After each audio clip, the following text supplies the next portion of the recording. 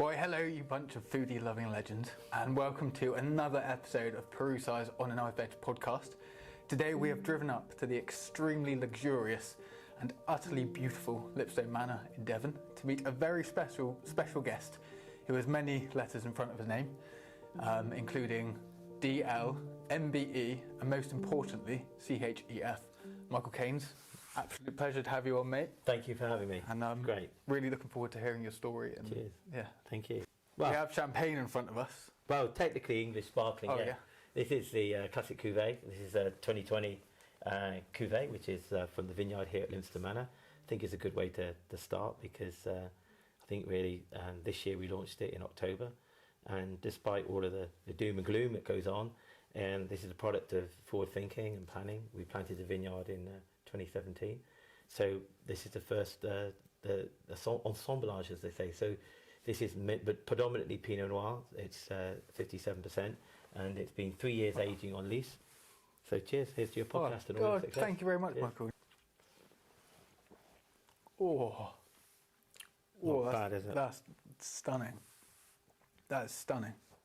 It's made for us by the guys in Lime Bay, but we've been very involved with the process, and I'm really pleased with it. That's amazing. How did you end up getting into this side of things? Well, this is a product of finding Lympstone Manor or finding Cortland's mansion, and then somebody saying to me, what are you going to do with that huge, great big parkland, effectively a huge field? And I just said, instinctively, I'm going to plant a vineyard. So when I opened Lympstone Manor, it was always marketed as hotel, restaurant and vineyard, and the first year there wasn't a vineyard there because we had to plough it. So then we ploughed it and we had to lime it to sort the PHF lower, and then it was May 2017, then it was May 2018 when we planted the vineyard. So this represents the third year of growth, is when you get your first yield. So 2020 being our first time we picked grapes. And we also made a red wine, which is an award-winning English red wine, single vineyard status, as you know, because only the grapes come from here, and the Pinot Noir was one clone varietal of Pinot Noir. So it's a very special, very unique, and it won Best English Wine in the IWC Awards this year, and it also won the Best Wine from the International Award for the Best Wine from vineyard in its first year of production. So that's amazing. So technically award-winning vineyard, and we haven't entered this into any awards yet, but we will do. I think you'll get a few with this. So I could quite happily just get into talking about this for a very, very long time, but I feel like we should start way back. I say way back, you're not even that old. I am, but they don't need to know that. So obviously now you're a very successful chef. Is there a certain point in your life that kind of defined the start in your career? Yeah, I think you've got to go right back to the beginning when, I grew up in a large family, enjoyed cooking at home, modest living. My parents had, we were 6 kids, so you can imagine that was a little bit of a strain at times. And we did a lot of cooking at home, and Dad grew vegetables and fruit, and we turned it into lovely, wholesome and very, delicious meals, but they were very simple. And I just enjoyed cooking at home, and it wasn't until my friends said they were going to do work experience as a chef that I realised you could have a career as a chef. I thought, wow, I didn't even think that I could have a career in catering, in effect. So then I went from wanting to join the army, military, as either para or marine, Royal Marine or a parachute regiment, to then saying, no, I'm going to be a chef. So complete U-turn in my last year of school, in fact my last term of school. And then I joined Exeter College and Catering College and spent 2 years at Exeter College. And then from there to London, 1.5 years at the Grosvenor House Hotel in Park Lane, 6 months in banqueting, a year in the Michelin star restaurant as it was, 90 Park Lane at the time. And then from 90 Park Lane, I went to the Cat Saison for 3 years, and then from Cat Saison to France for 2.5 years, working in 2 to 3 stars, Robuchon and Oiseau. And then I got the call from Raymond and said he'd recommended me for a job at a place called Gidley Park. And I came back in 1994, I think it was, I came back and took up the role as head chef at Gidley Park. And then that's when I kind of sort of became a head chef a very, very long time ago. So that was really a sort of a real quick sort of up to the point where I was a head chef. But in amongst that, there was lots of things about food that, in the journey, if you like, my decision to go to France, that all made up through, you know, the people I met and the chefs I worked for, and I think that decision to go to France was also about trying to go and do something differently than what other people had done up to that point in the UK. Did you find you were just 3 years kind of learning the craft?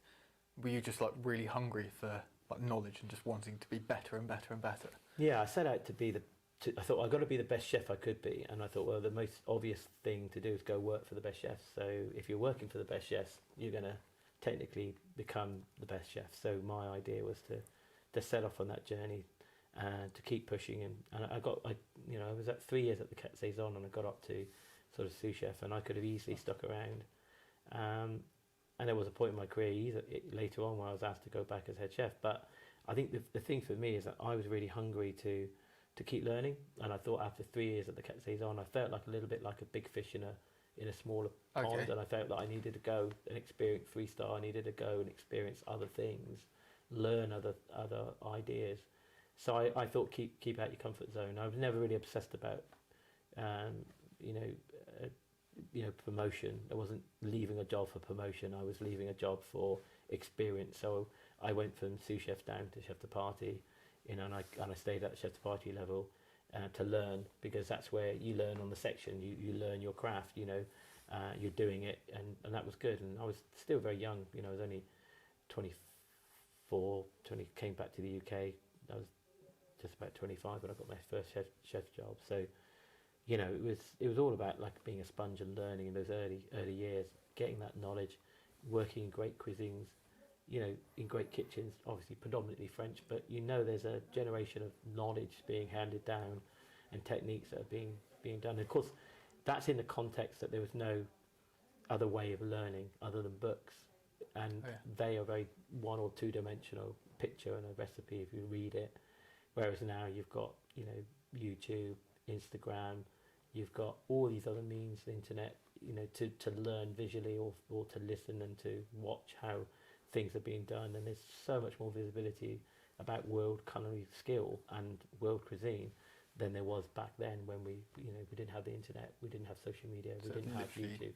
Recipes. You had to go and work, and you had to, a recipe without context is just a recipe. You need to go and learn the techniques. But I suppose that hands-on experience you would have had would have really, really helped, instead of, like you said, like there's a YouTube video and then watch it or something. But if you're there, in that kitchen, and it's like you like the horse whisper. You learn straight from the horse's mouth. You're working next to Robuchon, or you're working next to Oiseau, or you're working in the kitchen of genius. Chefs that got 3-star.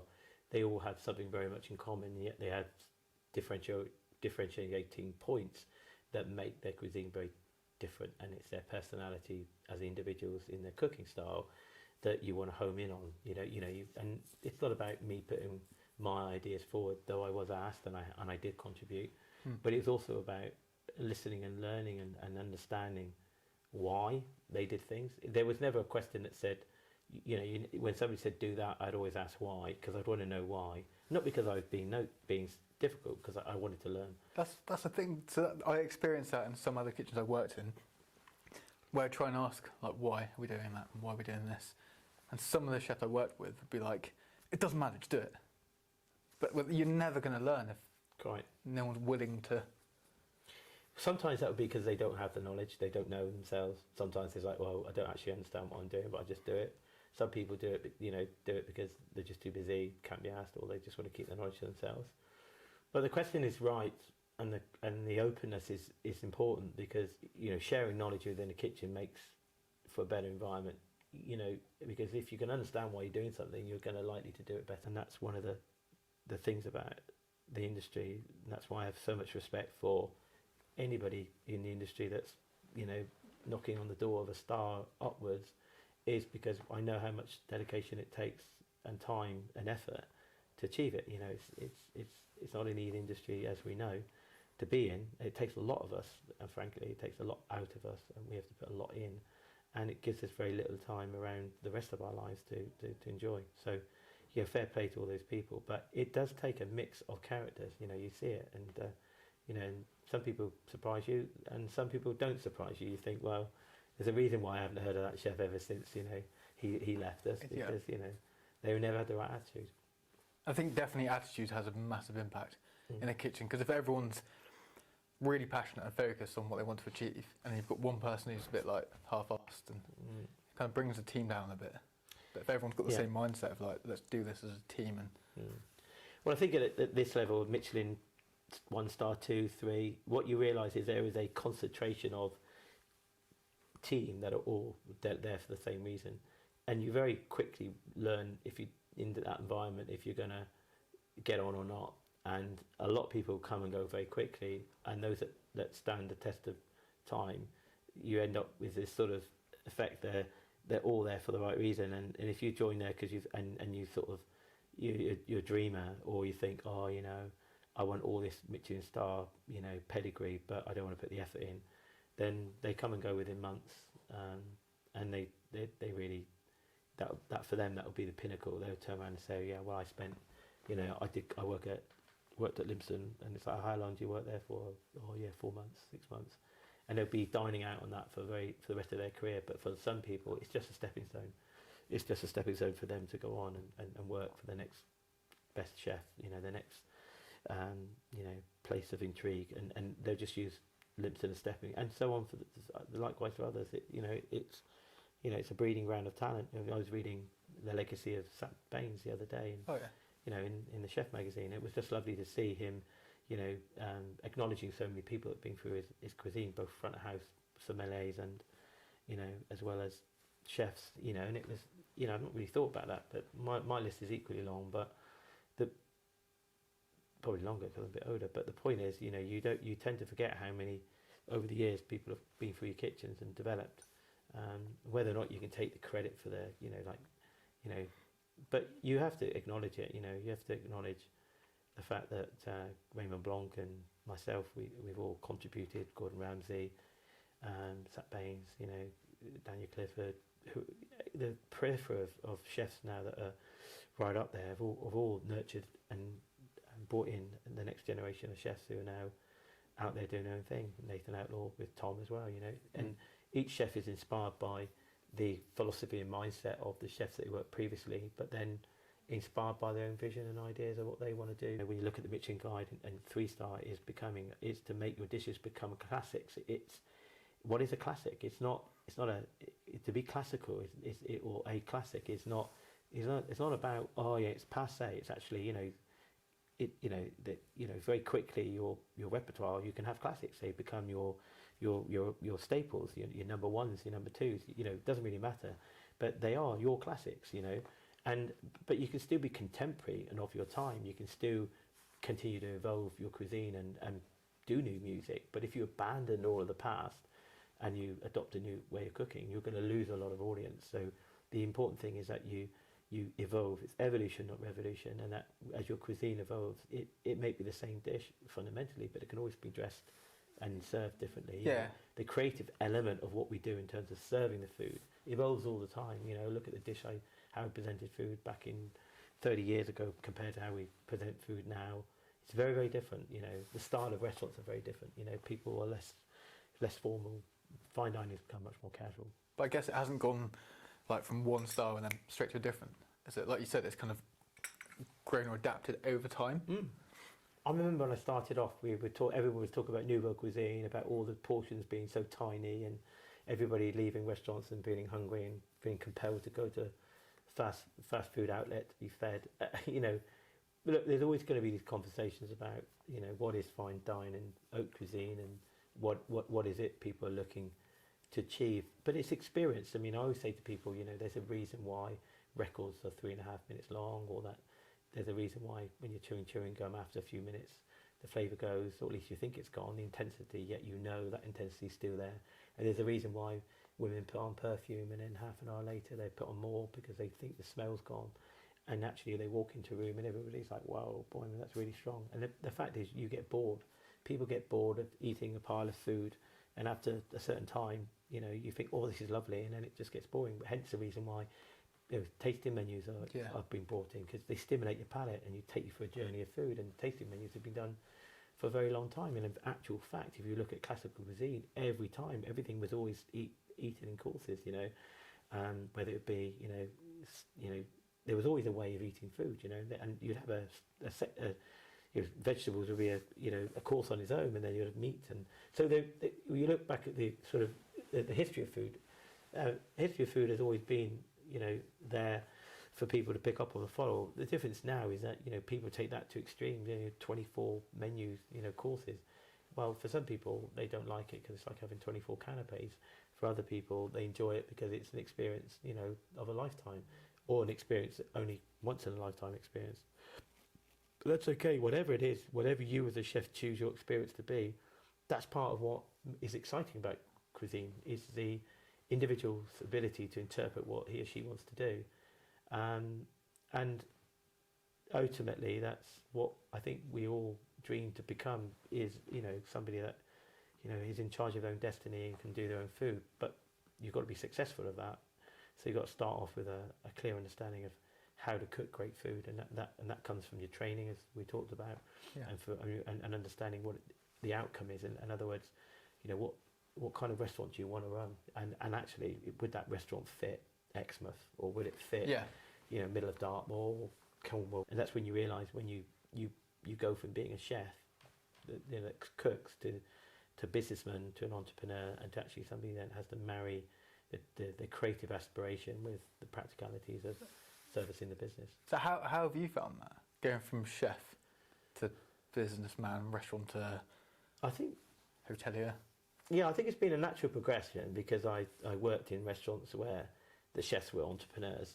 Raymond Blanc, Cat Saison. Yeah. He went through a lot of trouble, but ultimately he got there in the end, and he did well. His career's been well. Okay, he had to surrender his ownership of the Cat Saison in the process, but that was all part, and has been a part of his story and his success, because the manoir was able to grow.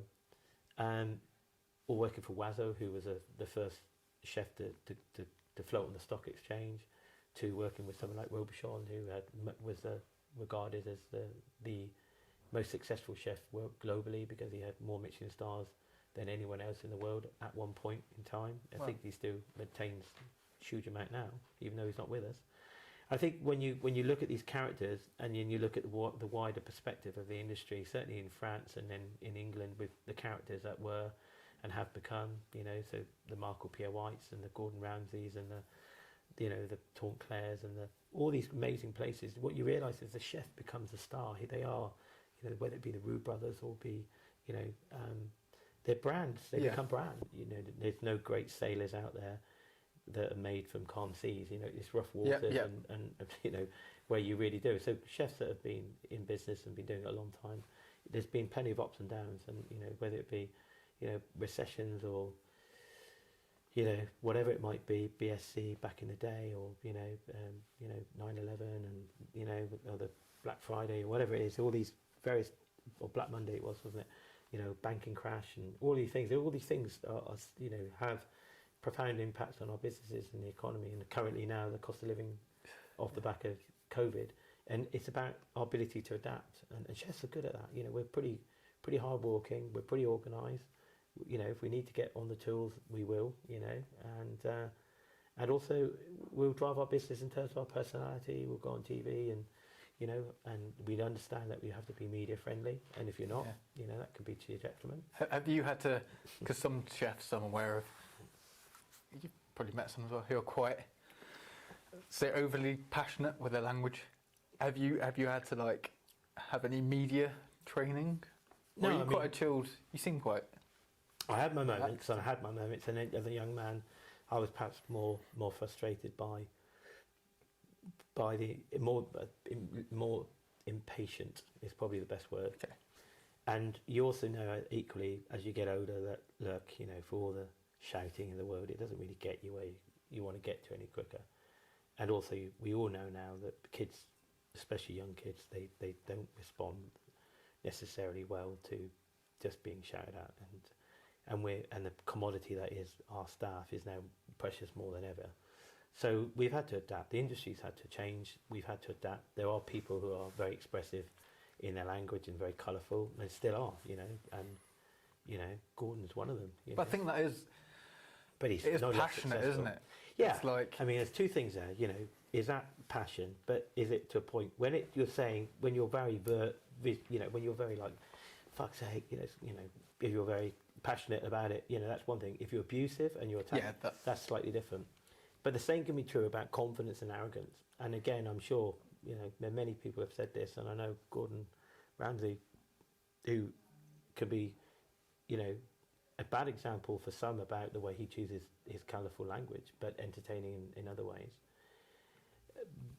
Is the other side of that is the confidence not to be mistaken for arrogance. This belief in what he's doing is confidence in knowing what he's doing is right, and people see that sometimes as arrogance. And I think the important thing of being cocky or whatever, the thing is, our chefs are in the spotlight, and as quickly as we can be applauded, we can also be on the other end of the drama, and that's what we see in our industry. Back along, people have had hidden cameras in kitchens of people being so abused or allegedly abused. And I think what I say is, a bit like Michelin, I always say the spotlight is on us and the way we act. And I think you don't suffer fools, gladly. But what you have to do is set the tone, set the standards, and that's easy because it's either right or it's wrong. It's either it's good or it's bad. And if people want to work for you and they want to work in a certain way, they've got to adopt that way of working. Apparently, it takes 30 days to change somebody's habits. So if somebody comes into your kitchen, within 30 days they should be used to the way you want to work. And if beyond that they're not, then you're fighting somebody that really doesn't want to be there. So you may as well just call it a day and say, listen, move on. But nobody gets up in the morning to want to physically mess up, and sometimes they could be nervous, they could find communication difficult. So you've got to go in there and nurture the talent and treat individuals as just that. My approach is always to be calm, because if you're the man that's shouting and panicking on service, you're setting the tone. So if everybody's doing the same, then it's going to be chaos. So if people look to you and you're calm, collective, and in control, then people feel assured by that. And once in the kitchen, you just got to nurture that talent. You've got to find balance to get, and that's the bit that's challenging for young chefs who go from being a chef de partie to sous chef, then suddenly to head chef, where they're responsible. And the biggest challenge they have is separating them from being one of the boys and girls, to becoming the manager. And that's, you see it's a very difficult thing for them to get that distance. They want to go out and be their mates, and the next day they're beasting them for in the kitchen for being late for work, and they're all out on the piss, and come on, keep it separate, remember, keep it professional, and that's something that's important. That's part of the learning process. And speaking of like bringing chefs in, if there's any chefs watching this, or like young kind of chefs, are there kind of three like certain things you look for like hiring? Well, passion for what you do is key, and determination, to persevere. And I always say it's not 8 times you fall over, it's the 9th time you get up that's most important. Yeah. Everybody expects to be knocked back along the way, and if it was easy, we'd all be sat here doing it. And the other thing is you be an open source of learning. Be a sponge. Don't come with any predetermined ideas or preconceived ideas. Come up with an open mind to want to learn, because if you know it all, why at young age, you don't. So I always say, to be inspired by other people's achievements, but not be limited by your own imagination. So when people look at an amazing piece of architecture and they think, Jesus Christ, who on earth thought of that? And the point is that inspires you, and it's like, oh my God, I didn't think that was possible. Or if you're somebody from a very background that might be growing up in the country, and then suddenly you go to say Abu Dhabi or Dubai or London, you're going to see things and they're really incredible. And that's the point. You're not being limited by your own imagination, which is only kind of formed by the experiences you've had in your life today. And then you suddenly go and see the most incredible things being done in the kitchen, and you think, wow, how is this possible? Yeah, it just opens your eyes. It's just like, wow, I never even thought it was possible. So as you said earlier as well, about how if you're wanting to learn, you kind of need to go out of your comfort zone. And I feel like quite a few other young chefs, and to be fair, I was similar when I was a bit younger. I would look up like these Michelin restaurants like yourself at Gidley and places like that, and part of me would be like really intimidated. But for some reason, I never took that leap. But I would say like, get out of your comfort zone. Absolutely. And give it a go. More often than not, if you're the guy that knocks on the door and says, hi, thought I'd come and give you my CV. I'm not sure if you're looking for any staff, but if you are, I'd love to come and do a day trial. Or even if you send that letter or that email in, more than likely, that will be received as a really good starting point to build a future in that business with you in it. Because, it takes courage to do that. And, young people, often are slightly intimidated. And, I always say to people, look, just come with those 3 elements and then we'll do the rest, because that's why you're here to learn. And, if you're already the finished product, then why would you want to come and work for us? I think I'm really hoping this will help someone, because there might be a few people out there watching now who are like, I don't know if I'm ready to get to like Michelin star level or to go for it. But they don't know what that standard is. And I think you've got. And so, you're never going to. If it's like somebody said to you, it's never a good time to have a kid. It's never a good time to get married. You sometimes you just get on with it. The longer you leave it, the harder it becomes. And it's better to put yourself. When I was 16, I didn't have any money. When I was 18, I didn't have any money. When I was 19, I didn't have any money. When I was 20, 30, and so on. So, and then suddenly when I was 25, 26, I started to earn some money, 27, 28, 29, 30. Then I had kids and I had a house. And then my options became a lot less for me, because I had commitments, I had responsibilities. So when you're young, you have nothing to lose, because you've got nothing to lose. So the point of having no money by the time you're 25 is not unusual for most people.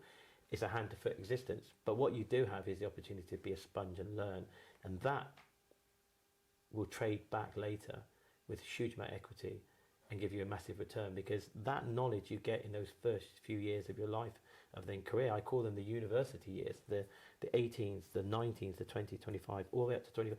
Most people are going and learning in the industry, working around. That's the sponge year, that's the knowledge years. And then 28 onwards, 29, 30, it's all about then exchanging all that knowledge for position and with it, good salary, I got the head chef at a very young age, but it's not uncharacteristic now for people to be head chefs at 25.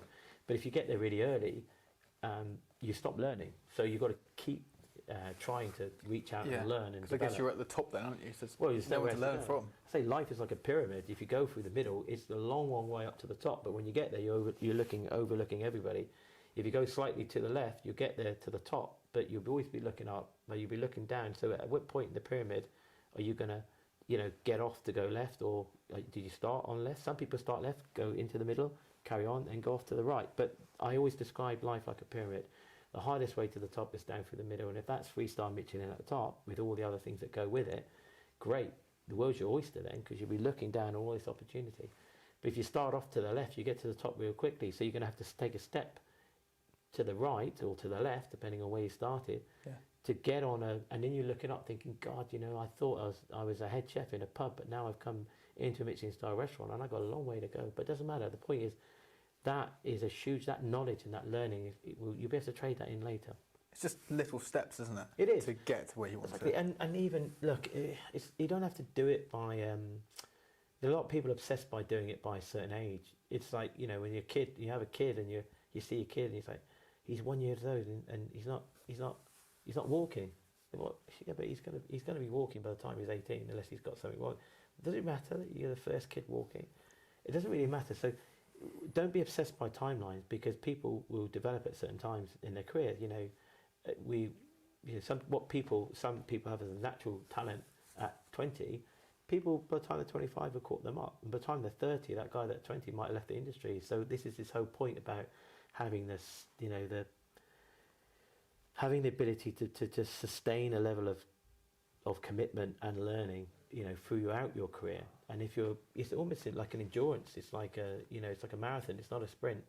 And the longer you go on it, lots of people, get off the treadmill a lot earlier than you, and at the end of it, you just perseverance can be the one thing that defines your success. And again, young people starting off in their career, the world is your oyster. If this is my dream, Lympstone Manor, realisation of my dream, sat here, with Michelin star, talking to me, exactly, yeah. Your own podcast, your own audience, 5 rosettes, and the aspiration to get 2-star, and drinking my own sparkling wine, and looking at this amazing achievement, and yet I still feel, I still feel vulnerable. I still feel, like there's still a lot more to do. That's because we're ambitious. Because most people that are doing well in this industry are ambitious. I got out of the comfort zone of being the head chef at Gidley Park, and I went and started my own business, and because that was more important to me, and I realised that I needed to do something for myself, and it's like you have to start again, and that comes with a lot of risk. But you know what? It's the best decision I made, because I'm in control of but it comes with risk, of course. Yeah. But if that means that's weighed off with a bit of hard work and perseverance, happy days. But you've got to have vision. You've got to have vision, and you've got to have determination and commitment to make that work. I mean, dreams. This is Samuel Jackson. He's a good friend of mine, and I always looked up to him, and he was great. But the guy that I really found that really inspired me was Denzel Washington, and he has a little saying. He says, "Dreams without goals are just dreams, and ultimately fuel disappointment." So and without commitment, you never start, and without determination, you won't never start. Without commitment, you'll never finish. So you realise that if you've got a dream and you don't set any goals to get there, you're never going to get there.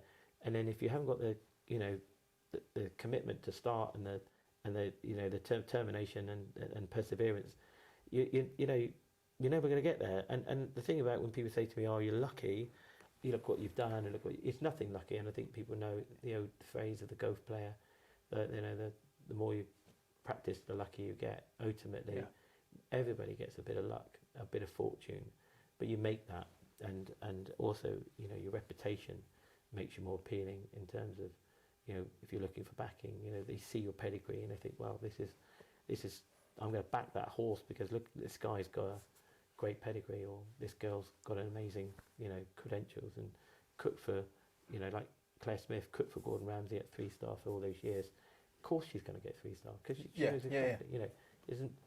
That wasn't easy. That was an easy bet to make because her pedigree was brilliant. Yeah. So this is kind of what I want to show people, is because I kind of saw this when I was younger, is I would look up to all these like celebrity chefs or whoever's doing really well and successful, and I'd see them like at the top of the mountain, and be like, oh well, they're successful because they're lucky and all that.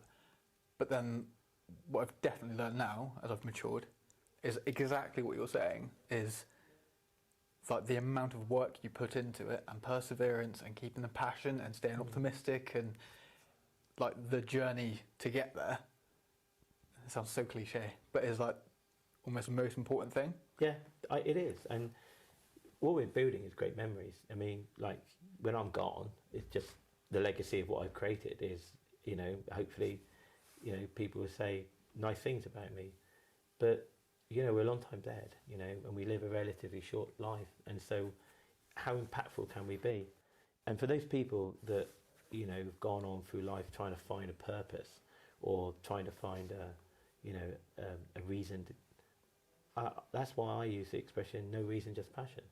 I'm just passionate about what I do. I don't need a reason to get up in the morning. For me, I don't go to work.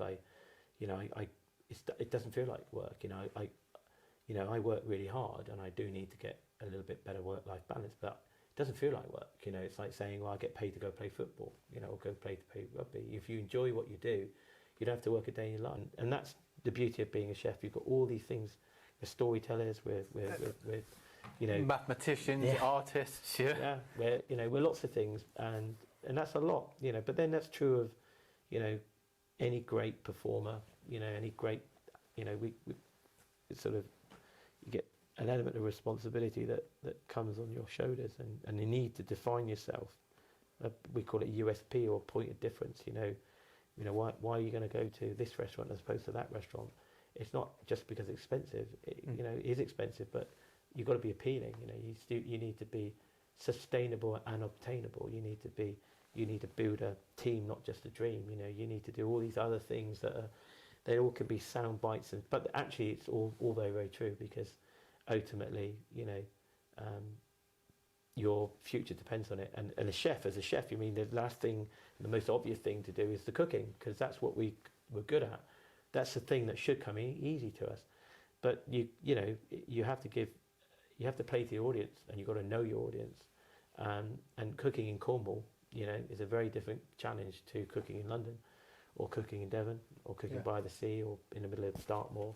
These are all various different challenges. And right now, as you said earlier, you know, we're in a very challenging time for the industry, and even the really good people, the people that have been very successful, are finding it tough. So what does that mean for the guys down a little bit further down? It is incredibly tough. And the problem is, you know, as we're finding in this particular atmosphere at the moment, is you could have a really good restaurant and you're doing nothing wrong. It's just the circumstances that we're in at the moment, you know, just very, very difficult to trade in. You know, difficult to get staff, difficult to keep staff, difficult to get the business model working. You know, wages, energy costs, rising inflation on food, all these things. You know, a reluctance to people to want to pay more. You know, are there enough people willing to go out? You know, and dine as frequently as they used to? All these things are having an effect. Money's not as cheap as it was. Interest rates have gone up. Yep. People's mortgages have gone up. They've got less disposable income.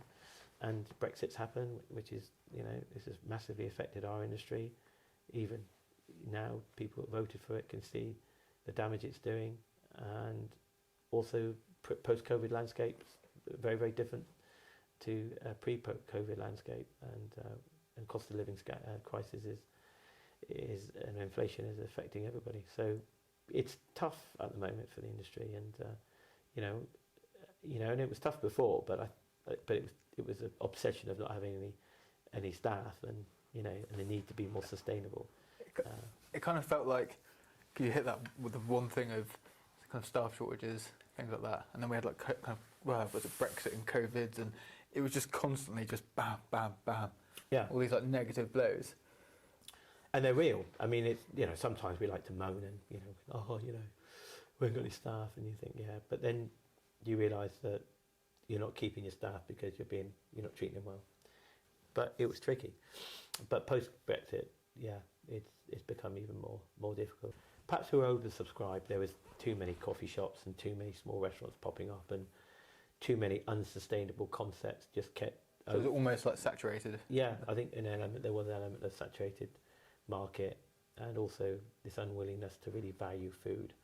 Cheap food was a part of That's the thing I was discussing with Jimmy Doherty, Jimmy's Farm.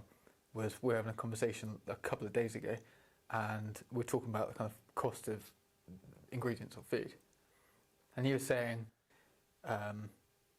like it's rare people will buy like a fillet steak, but he said he said that would be like really like well reared, quality, really good quality, stunning piece of meat. Would be, and you get maybe 2 or so out of each cow.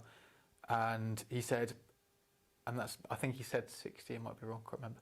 But he said if you then got yourself a pepperami, that's more expensive per kilo than a really high quality piece of meat. Fillet. Yeah. The other problem is that we've become so used to having, you know, steak and having it at a reasonable price that everybody's life is like, you know, well, I want steak, you know, and then, as he said, there's only 2 fillets per animal, and that's a huge amount of carcass that's not being used, that's driving up the price of steak.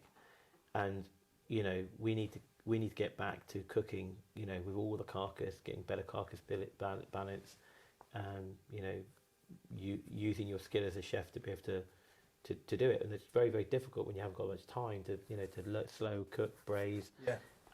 It's so much easier just to get a bit of fillet and chuck it on a steak, you know, season it. Especially now, like you said, with the kind of cost of living and energy and everything. Because obviously if you're spending hours braising down I mean, it's kind of that's costing money. I mean, it's kind of like it's a really interesting paradox that we're in, where we're all of a sudden, faced with all of these pressures, and the chef is trying to have to be creative, but the chef needs to be creative to come up with some good solutions to be able to cook affordable and tasty food at a price that people are willing to pay for. And that's the interesting thing. And if people don't value food, there seems to be this sort of reluctance to pay more than a tenner, for a starter, more than £20 for a main, and more than £8 for dessert. Now, that's what's been going on for the last 10 years, possibly 15. And in real terms, starters should be closer to 20 quid, main courses 30, 40, and desserts 15 to 20.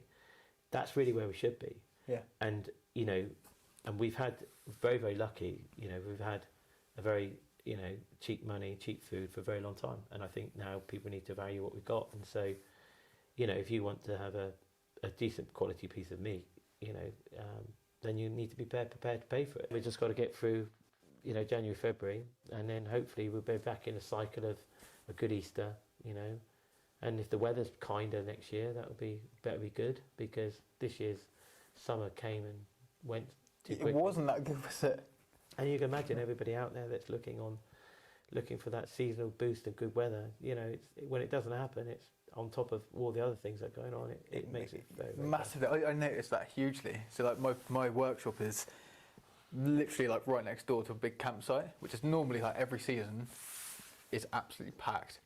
And kind of one through the summer this year, it was so quiet, like hardly anyone around. And I kept on thinking, like every day I'd turn up in the morning, and I'd be like, summer will start soon. Like, start getting busy. Yeah. Start kicking this off. weekend, surely. Yeah, and it just didn't happen. Yeah. I mean, there was a couple of weekends where it's absolutely chocker, but you avoid like plague the M5, heading to Cornwall on a Friday. Just avoid it because it's just chocker. But and I drive to work, and if I don't leave the house by a certain time, I'm in that traffic going back the other way, or I can see it coming to Cornwall, and it was very noticeable. And the stats bear it out now. People can see that, but that's why it's when we're talking about all of these things, for young kids in the industry now. Look, there are plenty of opportunities. My advice to my younger self wouldn't be much different to the advice I gave myself as a young person. I think what we'll probably do slightly different, because of hindsight's an incredible thing, but I probably would have had a little bit more faith in my ability to get a job, and probably would have done a couple more things before taking on the role at Gidley Park, and that might have just helped for a couple of different reasons. But I would also sit back and say, if I hadn't done what I did, and that is taking the role at Gidley at that opportunity, the chances are, my career would have been very, very different, and the outcomes might be very different. For instance, I might have gone straight to London. I might have done this. I may never have ended up trying to stay in Devon and end up with Lympstone Manor. So you can never really go back and say that, maybe I shouldn't have done this and maybe I shouldn't have done that, because every decision I made at that time was the right decision. But I probably would have said to my younger self, don't be so impatient, have a bit more ability, negotiate your salary, make sure you're looked after, and I still take that advice now. This industry, a lot of people expect you to do a lot for nothing, and I don't, I don't. If you're a lawyer, nobody does anything for nothing. If you're, your time is precious, and so if I was saying to a young chef now, is make the most of your time. Use it in a constructive way that's going to add value to your brand later. Because when people look at your CV and look at where you work, they'll say, "Great, you're employable.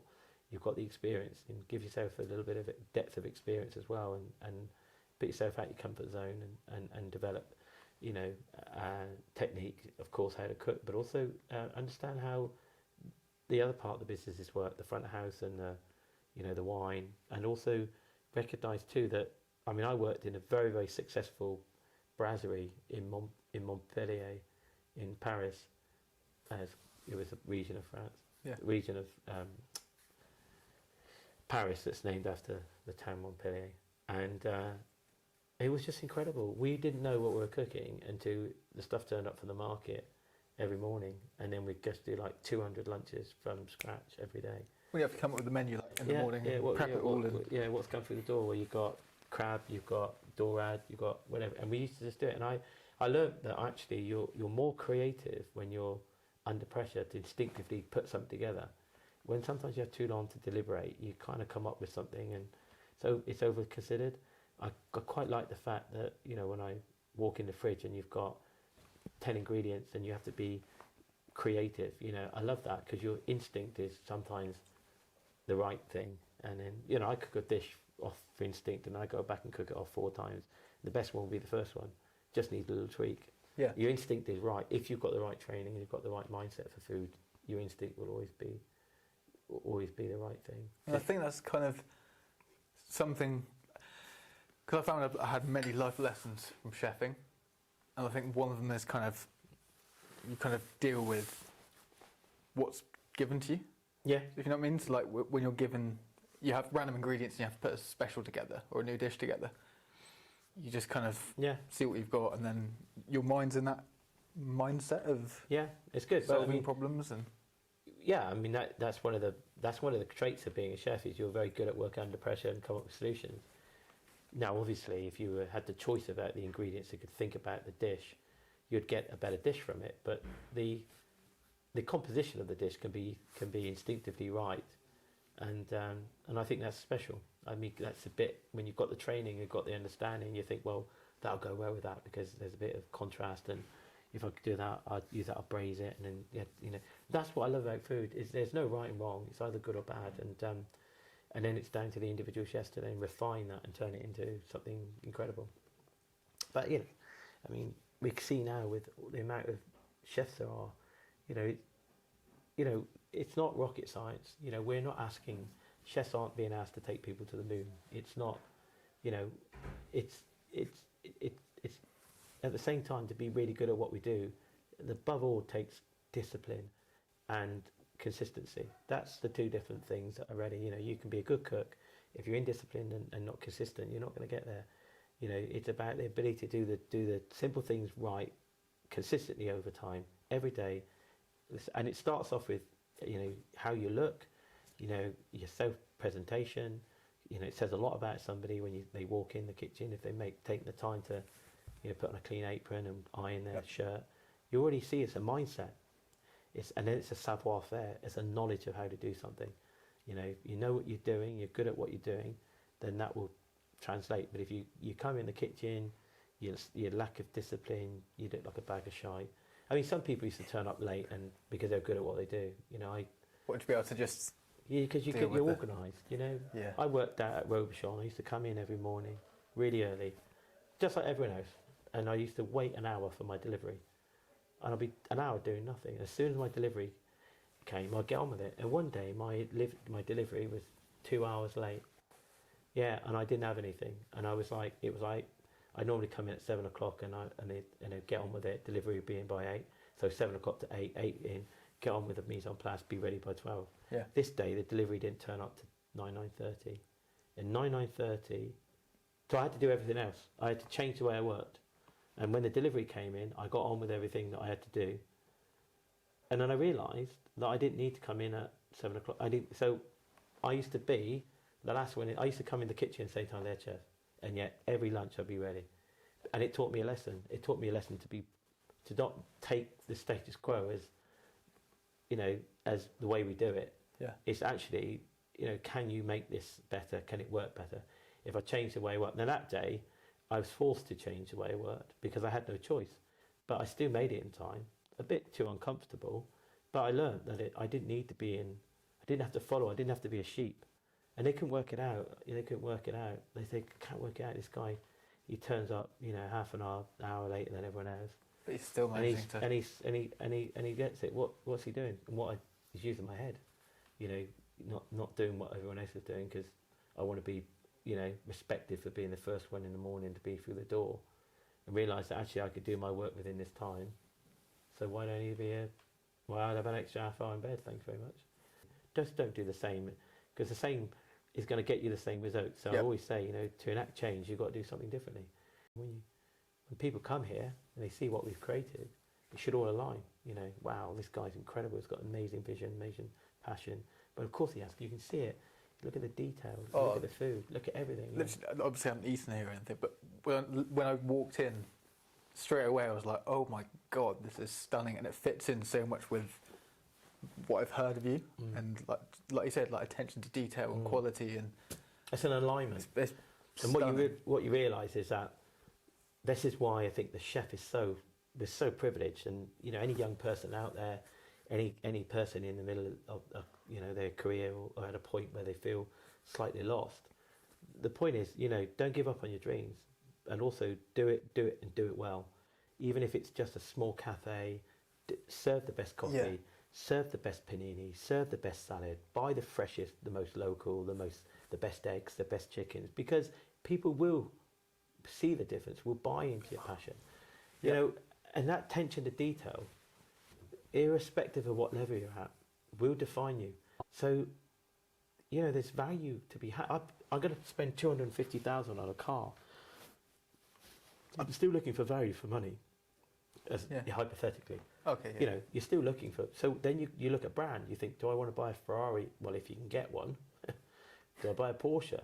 Do I buy a Mercedes? But what you're doing, you're buying by brand. You're then buying by reputation, and then you're then buying by lifestyle. So you're thinking, oh yeah, I'm British. I want a British. Okay, Aston Martin. Yeah. Okay, great. What's the emotional connection to that? Well, no, I want great engineering. I want it to be German. Or I want a, Mercedes or a Porsche. Or no, I want that, emotion of a Ferrari, or a Lamborghini, because I want to be loud and flash, because I is, a bit loud and flash. It doesn't really matter, And food's the same. You can always tell by looking at the food of the character of the chef. If it's refined and elegant, you could meet the chef, and they're a little bit, they're confident and a bit bullshit. Their food, you can see it in the plate. Definitely. Sometimes you don't even. Sorry, as you were saying about be the best you can at whatever you do. Even if, say, you made like a panini. Yeah. If you presented it really well. Yeah. It's not costing you really much any more money, but when that customer receives it, it's like, wow, it's the whole experience. It is, and you can see that when people cut the panini in two, fold it over, and then wrap it, and it looks like, wow, it looks amazing. I mean, that's the clever thing with TikTok and social now. People are getting a lot of likes and a lot of attention just by doing simple things cleverly and well, presenting it well. Yeah. We are very lucky that, we're in a free market economy where the simple things done well can be the difference between your business being successful. A good coffee, a smiling face at the till, just a warm welcome. People make up their mind about a place within 30 seconds of when they walk in. And if that person's behind the desk is dull and not engaging, then that's a bad start, or if they rock up to the hotel and nobody goes out and greets them outside the door, that's a fail. Everybody has to look at themselves and, ask themselves why are we here, what we're going to bring to the party, and if the attitude's wrong, they shouldn't be here. You need to be very clear about it. So you've also given some really, really good advice through that, and I feel really, really inspired by that. Has there been any advice that has been given to you, what you said about Gordon? No, Gordon and I work together at Robichon, so we're good friends, right, okay. And so we met each other at Robichon. I haven't seen Gordon for a very long time. The last time I saw him, but we were, I think, Grand Prix together. Was that when you were with Williams? Yeah, when I worked with him. So it was pre-pandemic. I think it was like 2019 when I was at America. He was at the Grand Prix. But look, I mean, one of the best mentors for me is Raymond Blanc. He's a guy that's always been able to advise me. I don't think, I think recently, what advice have I had? I think the best I've had advice through all of this situation, through pandemic and beyond COVID and where we are now, is not to panic. Is just to take your time to make a decision and consider the impact of that decision, and also don't lose sight of the reason why you started this process in the beginning. We may not be at the moment where we want to be, but that doesn't mean that in the next 3-4 years, when things get better, we won't be able to be where we are. We've worked very, very hard to create what we've got, and even I would say at this moment in time that maybe things aren't going quite smoothly as we like, but we're laying the foundation to a better future because we've not surrendered. So you're going to keep them sturdy. Well, you can't suddenly say, we're going to try and you get rid of all your staff and then try and pretend you're a Michelin star restaurant and you've got no staff. You can't. You've got to stay true to yourself as best you can, and you've got to play the long game, but you also need to be responsive to the challenges you've got now and resize your business. But my point I'm making is that, the best advice I can give somebody at my age at 55 compared to the young man I was when I started at 25, so 30 years up later, is, it's always to be the best version of yourself, and look at yourself in the mirror every day and say, can I be doing more? But the other thing is take your time to consider what you're doing, because sometimes we could be a bit rational, we can be a bit impulsive, we can be a bit too passionate and shoot from the hip or be disrespectful. But we also need to recognise that the reason why I'm successful at Lympstone Manor is because investors believe in me, and even though they might question what I'm doing or question the direction, they want to be reassured by you that the reason why we are where we are is one thing, but given the confidence by you to know that where we're heading is actually more important. And that vision of where we're going. So you're thinking more long term than the current situation. Because the current situation is difficult for everyone, and if you said to somebody, you have to sell your car to survive, and they said, I'm prepared to do that, fine. You do what you need to do. Sell your house, remortgage your house, release some capital from savings or whatever.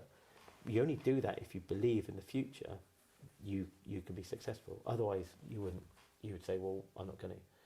So, you've always got that long-term belief and that long-term, but you also need to know that that's backed up by something, the business plan or the evidence, if you're going to spend, time to consider your decision, you've also thought about how you're going to get there. So you've got that short-term, medium and long goals all aligning. If you turn around and say, at 18, I'm going to be the best chef ever, and I get 3 Michelin stars, and you go off and walk in a local pub that's got 4 rosettes, 2 rosettes, then you're going to get there. If you go and work in if you start your career in a 1-star Michelin with 3 rosettes, and then from there you move on to go to a 2-star, and then from there you go and work in a 3-star, that's probably going to teach you the progression of that you need to have to go from 1 to 3. And then when you get there at 3, you're also working in 3, understand what processes are involved to stay there. So, your short-term, long-term and medium to long-term goals need to be aligned, and it's the same now. What is short-term for me? Well, long-term's 10 years, short-term's the next 2 years, and medium is, that's the crucial one, because by year 5, I need to have that in place if I'm going to achieve that 10 years. But my time is less. So, whereas when I was 20, it was maybe I was thinking 15, 20 years ahead. And the long-term ambition was, 50, 60, whereas, now, at my age, by point in my career, I could be thinking, well, I want to retire at 65, so that is my long-term goal. Or put myself in a position where I could retire, but I don't have to because everything's so great. But it doesn't matter, whatever that looks like, it may well be by the time you get there that actually you think, I'm happy. I'm happy to extend this long-term vision to 75. But the point is, you need to have a go. I'm not saying I'm going to retire at 65. When I was young, I used to think I'd be retired by 50. I could be, but I'd be bored. What would I do? I'd be impossible to live with. So what I'm saying is that it's okay that you can set goals and reappraise those goals, but you got to be realistic. And when I talk about, I would still say in that 10 year, we'd love to get a 3-star, but let's first of all we need to understand what we need to do to get to, to make sure we get that and what we're doing it can be achievable. And of course I've got experience in that because I've had 2 stars for 18 years. And then when you have 2, you need to understand what it is you need to do to get 3. And that's difficult. And of course you need to do that in a stable business at a stable time in your economy, because it does require investment. And when you're busy and you're successful, you take that profit and you keep investing that back into the business with a projective year of growth.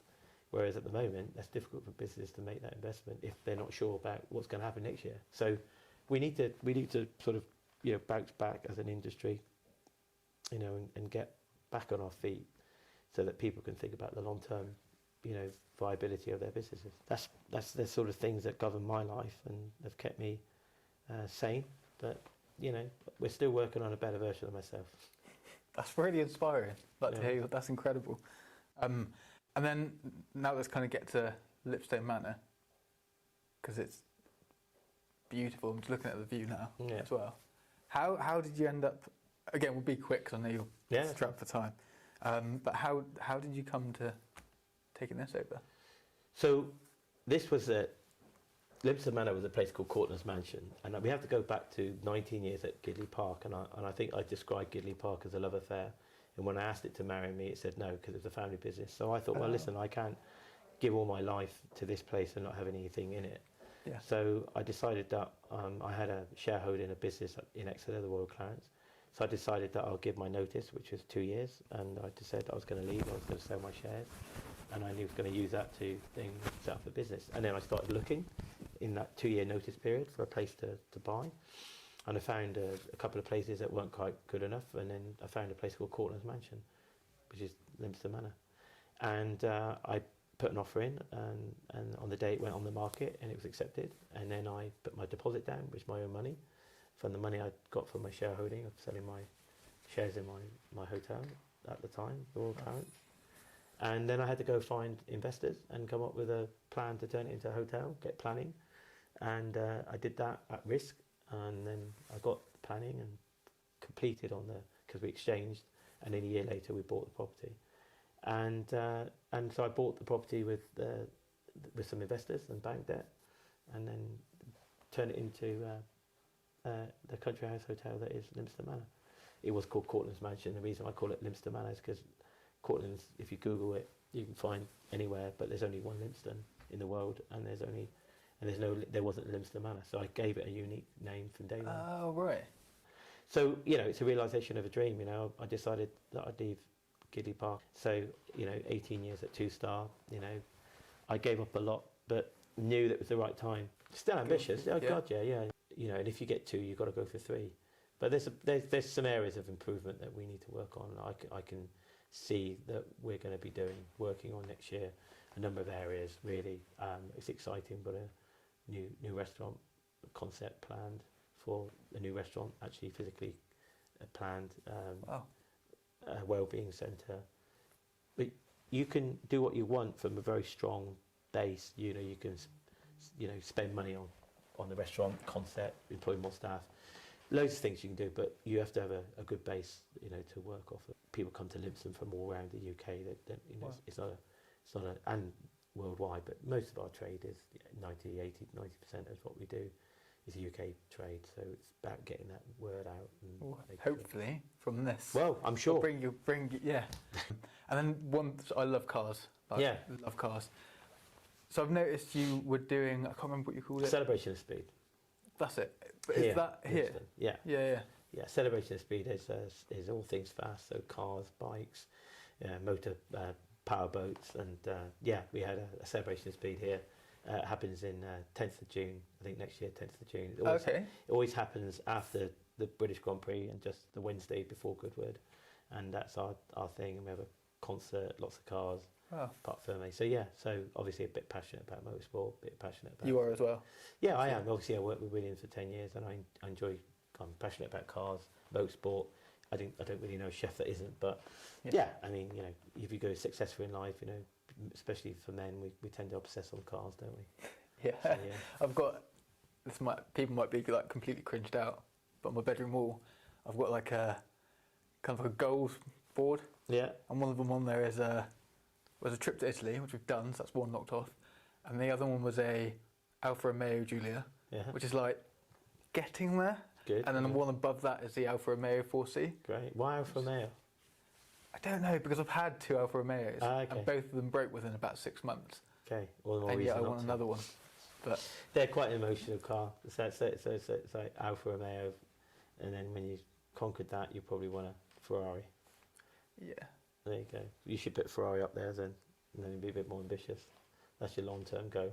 Okay, when I get back tonight, I'll Put a put Ferrari that up there.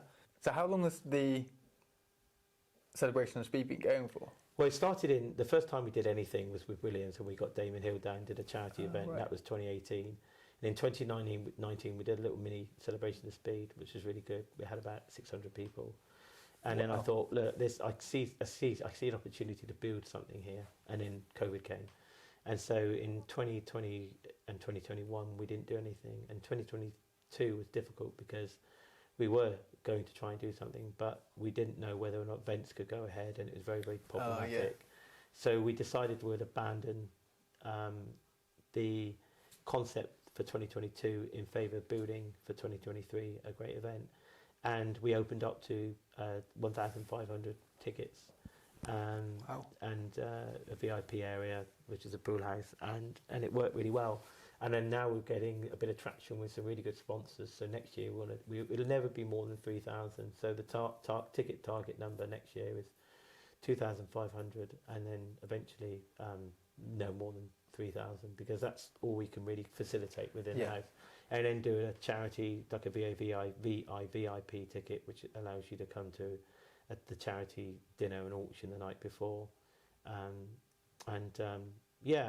And, you know, I mean, like there's an artist called Paul Oz, and he's got the Ayrton Senna in the reception, that's his. And if you go outside on the veranda on the other side of the building, there's a Mickey Lauder there.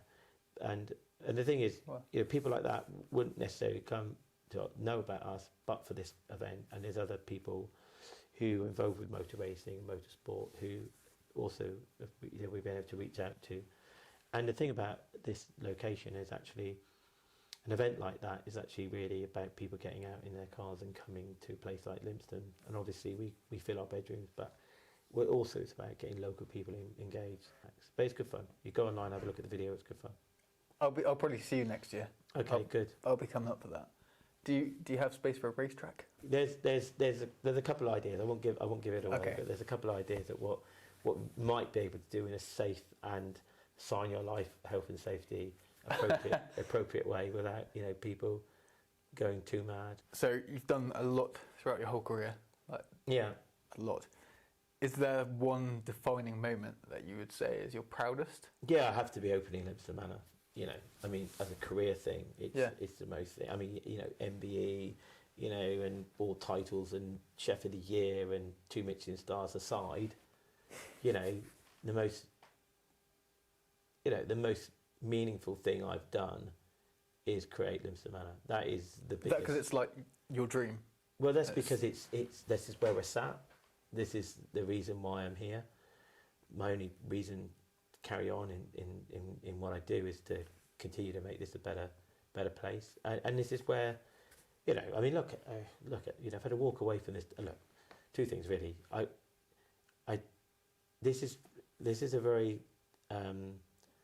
odd thing to say, but if you're custodian of something, you know, it's only as good as the time we've got.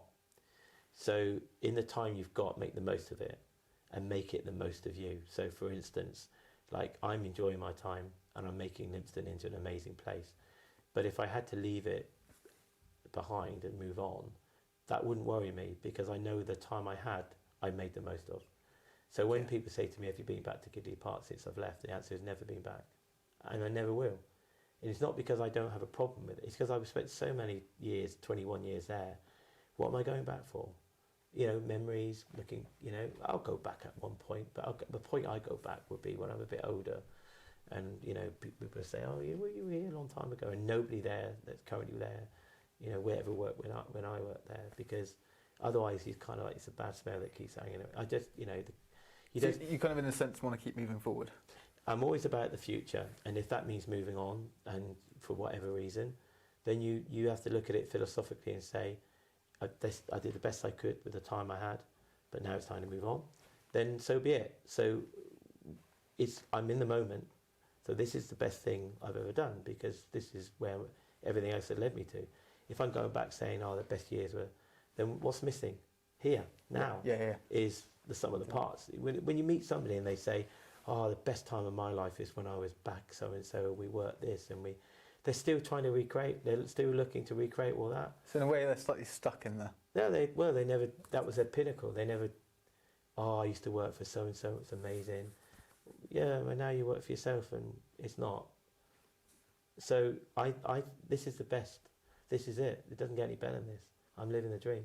Everything I did in the past has led me to this moment in time. So it's what I do next that matters most. It's not about the past, it's about the future. Yeah. I can't shape that, but I can the future.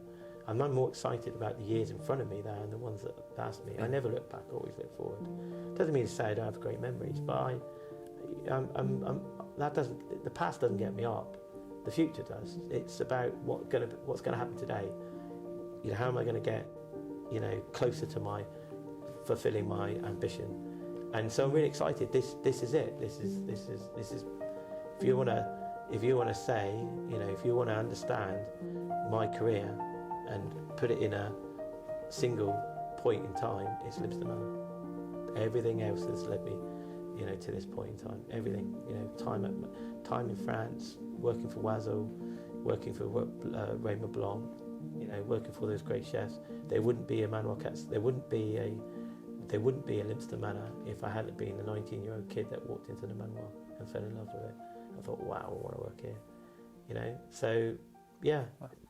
That's a very, very powerful answer. Good. I'll leave it at that, because I know you're very busy. Thank you so much for giving me your time. Really, really appreciate it. And it's out of shot. I've got a little gift for you. So being a knife maker, I don't really make much money at all. And I'd like to give to one of your charities. But I can't afford cash-wise. But I've got a knife making experience day voucher. That's very kind. Want to raffle it off. Of course. Well, that's very kind. You need that. And we're happy to support you in your journey to make your business a success. And I've got a little gift for you. It's called the Classic Cuvée. Take it home and enjoy it. And you can celebrate. What? Are you serious? Of course you can celebrate.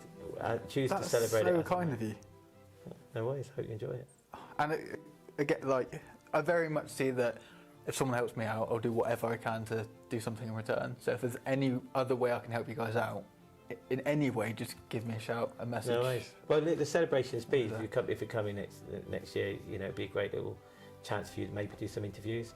So maybe set you up as maybe you're here, but then you'd be a bit media, and you may have to interview some of the characters that might be there. Maybe do a podcast from it. So stay in touch. All right. I really appreciate that. And nice. Again, absolute pleasure. All the best. Yeah. Cheers. That was so inspiring, dude.